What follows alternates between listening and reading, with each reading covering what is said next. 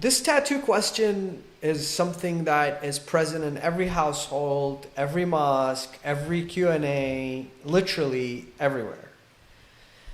How can we make it go away? I don't know.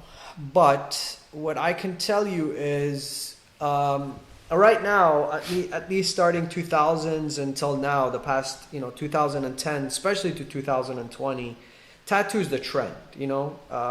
So I read in some statistics that about 17% of men in America have a tattoo.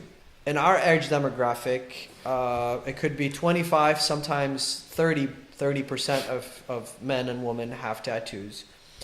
So, when they see it in public, they see it in schools, they see it everywhere, obviously it makes them want to go down that route, that fashion statement, consider that fashion statement. Okay. Now, Islamically, is it halal or haram? With one answer. Mm-hmm. It is not haram, Islamically. Does it void your ghusl or does it void your wudu? Again, it does not, especially with the modern day tattoos. There was a discussion previously, but that is also out of the question. Now, I could be sitting in, like, you could call me for a lecture and I could show up in a t-shirt and shorts and you would say, Sayyid, have you lost your mind today? You're going to sit on the minbar. So, Dr. Hasan, is it haram for me to wear shorts and t-shirt and sit on the minbar and give a speech? And you would say, not that I can think of, it's not haram. You might hit some demographics higher. But in the shorts.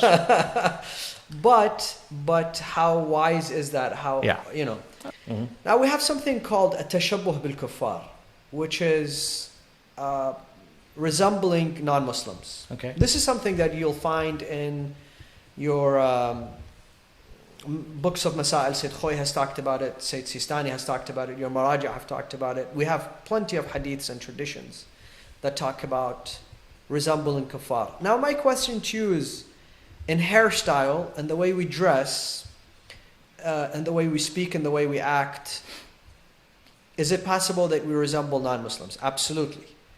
If every other word coming out of your mouth is a cuss word, you don't resemble a Muslim. If somebody didn't know my name is Muhammad or Ali or Abbas or Naqi or Taqi, I was standing in some gas station, wearing chains, earrings, bunch of tattoos, and shouting every other word, profanity. I'm not saying Muslims don't do that, but does that resemble the acts of a Muslim? And the answer is no. That was an act of a Muslim 30 years ago when it comes to tattoo is different than an act of a Muslim today. Okay, yes, absolutely. Depending on what tattoo you get. I don't see, besides the fact that you might regret it later, removing a tattoo is a hassle, blah, blah, blah, all that stuff, I'm sure people will research and kind of know by themselves. But one thing is important from an Islamic perspective. What is the tattoo you're getting? Okay. If the tattoo in itself is un-Islamic, then that is haram. There's no questions about that. And where it's placed and who gets to see it, where it's placed. So yes, thank you.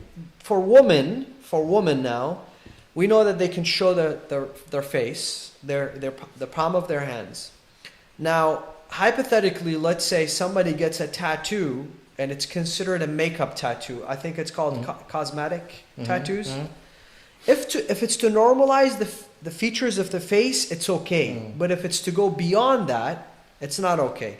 Now, is it okay if a woman gets a tattoo for her husband and only he sees it? Yes, why not? If it's something that is not anti-Islamic, why not? If it's the same thing for men, they get a tattoo, maybe his wife likes it, whatever, it's okay. But the thing is, some people get tattoos in places you can't even hide. They'll literally make sure they're not getting it for their significant other. They're getting it for TikTok, Instagram. It's some sort of like an acceptance in this culture, like you're trying to fit in, you're trying to be cool, you're trying to create that TikTok. Again, is it haram? No. Is it wise? Is it? All right. Well, good. I think that's a good answer because it doesn't tell no, absolutely or not haram. It just tells you like it is. It is what it is. We can't make things halal haram. It's not acceptable.